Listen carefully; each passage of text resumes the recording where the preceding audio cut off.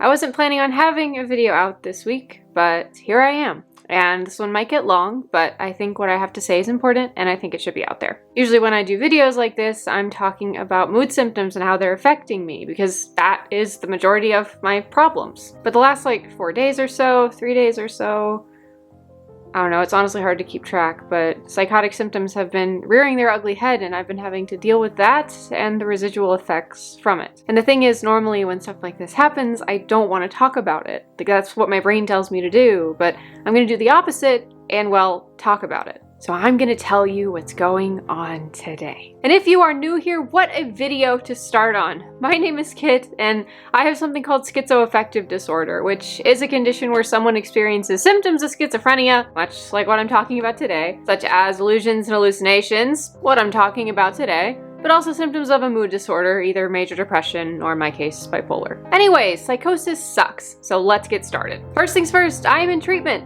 and I never skip my meds. Ever. But that doesn't mean I don't get symptoms. It's just that when I do get symptoms, they're manageable. And as crazy as this video is going to get, I swear it is still all in that manageable category. As all-encompassing as this experience is. But let's start at the beginning. And so I was at work, doing work things, and without any warning, one of my old delusions came back, one that I hadn't really felt in years, and it hit me like a ton of bricks. And it told me, I talk like it's a person, it told me that someone I cared about was going to die, gave me a date, and yeah, that was it. Because I'm just supposed to know it, take it, deal with it, and that was the purpose of this whole thing. This death game that my brain likes to play with me. Now, I know this is absolute horse crap, so when this happened, I knew it wasn't real. But that didn't stop my brain from cycling and panicking and feeling that delusion as if it was real. And so, because it'd been years since this happened, I knew I was in hell, and things were about to get a lot worse. And so, it began. Over the course of the day, I was hearing my most critical and annoying voice who goes by the name of Beckerson. If I do anything wrong, he beats me up over it, verbally. He also likes poking fun at my utter lack of confidence. And just in general will not leave me alone. And so he would echo that delusion that I just told you about in this sing-song voice that is very similar to that you find of a theater villain on a Broadway stage. He is so effing dramatic. It's not great, to say the least, but that's not the worst thing that's happened. So later rolls around and I'm still at work, still trying to focus, still trying to ignore the delusion that is worming its way into my brain. And this is where I'm going to try to articulate something that is going to be very hard for me to articulate, but I'm going to do my best, so hopefully it makes sense. So I get this sudden feeling that something is terribly, horribly wrong. That reality has cracked, and the other side is about to leak through with all the darkness and all of its pain. And this unshakable fear just washes over me, like someone splashed ice water on my back. And it's so visceral and vivid and real. It's so real. And so I felt that fear, that unfortunately familiar fear. Fear that I cannot ignore, and I can't stop this from happening, and there's not really anything I can do about it. And I was at work, meaning that I had to figure out how to get home while this was happening. Because like heck, I'm gonna let anyone at work see me like this. It's a risk, going to work every day. It always is. But the thing is, this whole time this is happening, I know how it ends because it always ends the same way. And I had to get to a safe place where I could deal with it, and that safe place is home. So I clock out, I get in my car, I start heading home, and two things happen. The first thing is I start hearing what I call the noise, which I'll explain in a minute. And the second thing is, from the midst of that, I hear this awful shrieking laughter. And this noise that I was talking about, it's almost like this sensation that someone is about to scream. Like they've taken in a big breath and they're just in that brief moment where you're not breathing in, but you're not yelling. It's just that in-between state of just knowing that it's about to be really loud. It's not loud, but it's about to be loud. And it builds in this weird crescendo feeling. And it sounds like I'm about to be yelled at from inside my head. And it sounds like there's going to be a lot of it. And it's just this weird silence, but the silence is also loud at the same time. And it's really hard to explain. Like I said, I just call it the noise because that's the easiest way to describe it. But it's almost like loud silence that comes before someone screams, but people don't really scream. Yeah, like I said, hard to explain, but I was getting that, and then in the midst of that loud silence, I was getting the awful howling laughter of the thing that was making itself known yet again. And that laughing, while the noise doesn't necessarily hurt, the laughing kind of does, because it's just like screaming, it's high-pitched, and it's coming from inside my head. It's not outside my head. It's coming from the inside of my head, off to the right, like everything else. And it's getting louder and louder and louder, and it's impossible to ignore. It's really difficult to focus through, and it's just like cackling and cackling and not feeling good. Not feeling good. And the thing is, it doesn't stop there, because even with the noise, with the laughter, with the delusion and the fear, there are these... It feels like someone has their hands on my shoulders, like right here, and they're just pushing down, down, down. And every single movement I make that jostles that area makes it feel like there's a new wave of goosebumps, a new wave of hackles rising, just over and over and over again. And the thing is, it's not entirely physical. It's not like someone is literally behind me with their hands on my shoulders, but it's half that, and then the other half is like extended sensory awareness that just feels wrong. It feels so wrong and invasive, and yeah, it's not a good time. And the thing is, it's hard to get out of the car. It's hard to walk to the apartment. It's hard to get in the door because those hands that are pushing me down, well, it's hard to stay up when you're constantly being shoved down. So I'm grabbing counters and stuff around me to keep myself standing, and I know I do not have much time. And so I get into my kitchen because sometimes drinking water helps, and I kind of want to sneak in some water because I don't know how long it's going to take before this fades, and once I get into it, it's very hard to get out of it. And with no warning whatsoever, one of my voices says something to me, something that I will not say out loud because saying it out loud might trigger me, and I'd rather not get triggered on camera, so I can't do that. But this voice in my head told me this one line that was said to me when I was having my psychotic break in New York City, and it was a line that absolutely chilled me to my bone when it happened the first time, and every single time I thought about it after that, and it hit me again, like someone had dropped a bag of potatoes on my chest. So I dropped to the floor and had a major panic attack, anxiety attack, some kind of attack, and while I was sitting on the floor of my kitchen, I wasn't really there, not really. And I was back in New York in a shower in the dark with a monster with no name that was telling me awful, awful things about the people I cared about and just hurting me and hurting me and hurting me. And the people I loved and how they were going to meet their demise and how horrible it was going to be and how I was stuck in this forever and I would never get out and it would ruin me, ruin me.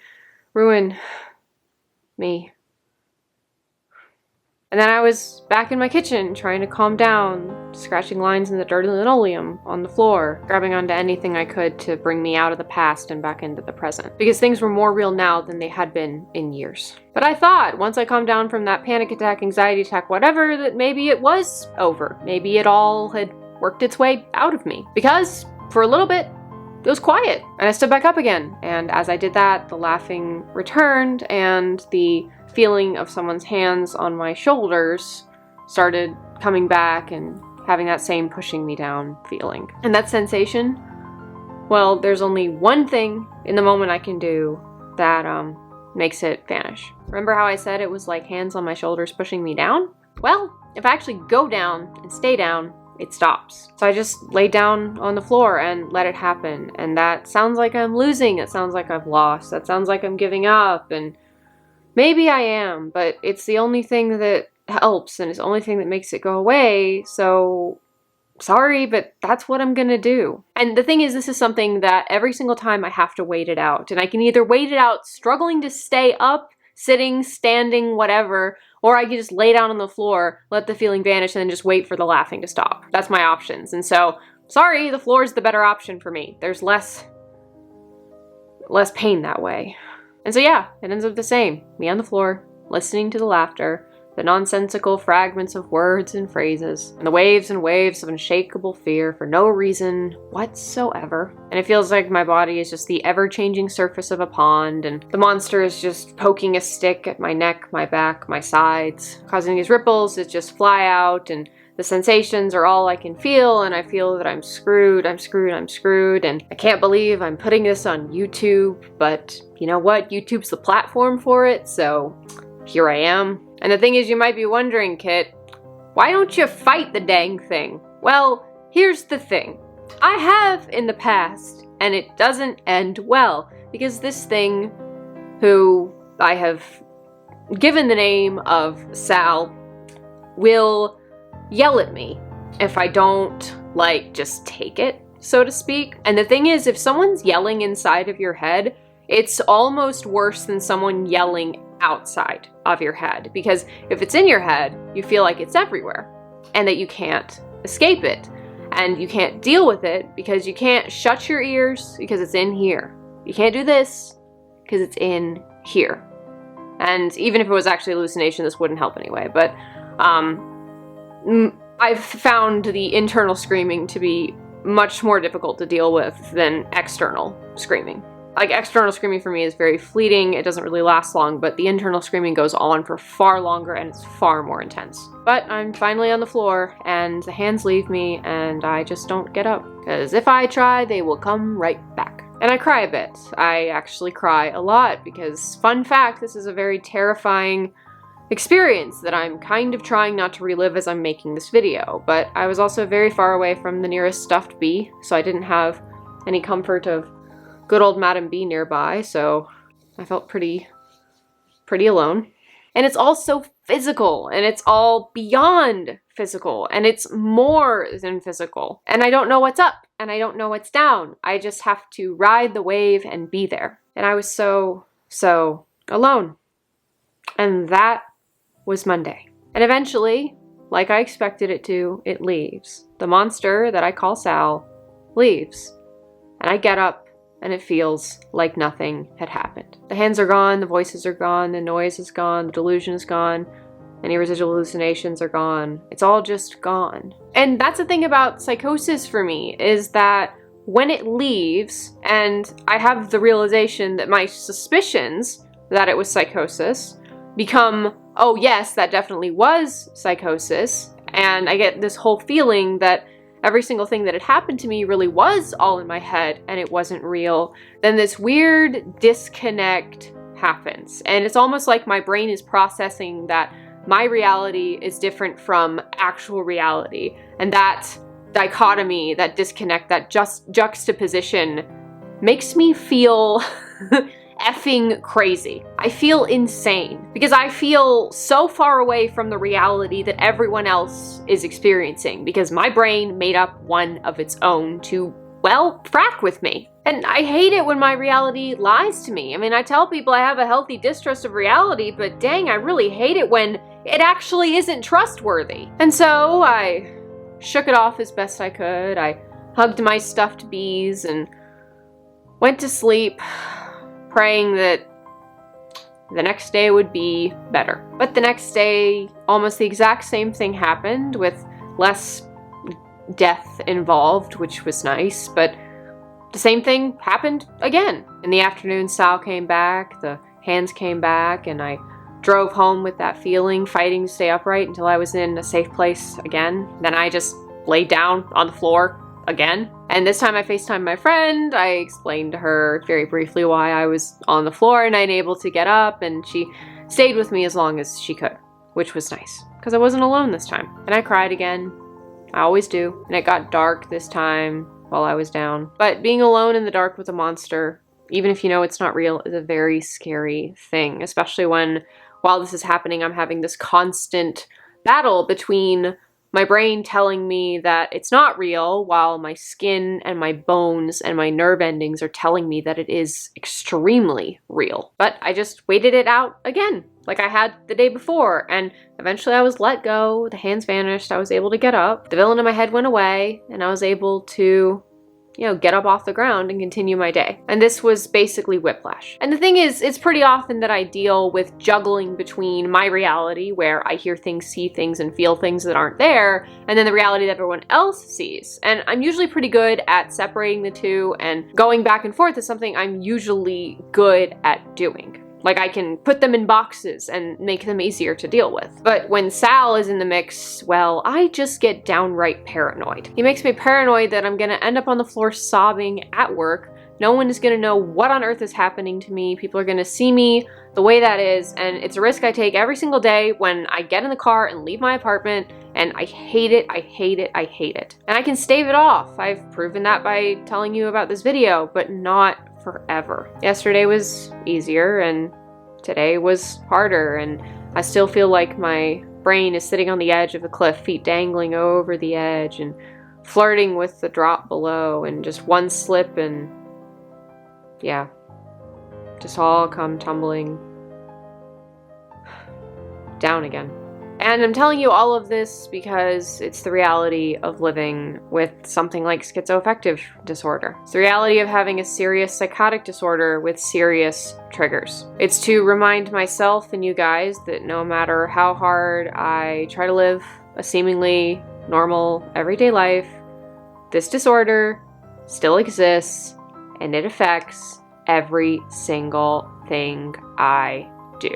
I'll have it for the rest of my life. And every single time I think that the madness doesn't have any more tricks up its sleeve, it pulls out a new one. And so I know this was a heavy video. I actually really hate doing heavy videos sometimes because they're not fun, they're not necessarily hopeful, they're just me talking about the bad stuff about this. But if you found this helpful, please let me know, because it seems like, according to the YouTube analytics, that the videos where I talk about the heavy stuff, like this, are the ones that help the most. And so if it does help you, if it makes you feel less alone, if it makes you feel heard, if it makes you feel understood, do drop a comment down below or shoot me a message on Instagram if that's too public. I'm also on Twitter. Both of them are at SchizoKitzo. And if you made it this far, do drop a B down in the comments to let me know about that as well. And at the end of this, I don't have any questions to ask you. I have no conversation starters to have because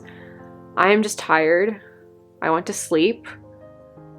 I want this to stop, and I want it to be a very, very long time before it happens again. Anyways, I'm gonna go now.